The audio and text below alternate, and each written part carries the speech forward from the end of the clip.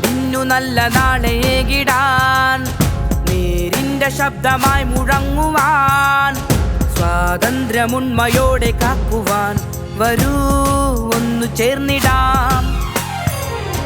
നീതി തൻ സംരക്ഷണത്തിനായി ഏതറ്റവോളവും പോകുവാൻ നമ്മോടൊപ്പമെന്നുമുണ്ട് തീർച്ചയായി ഇതാ ഇടതു മുന്നണി.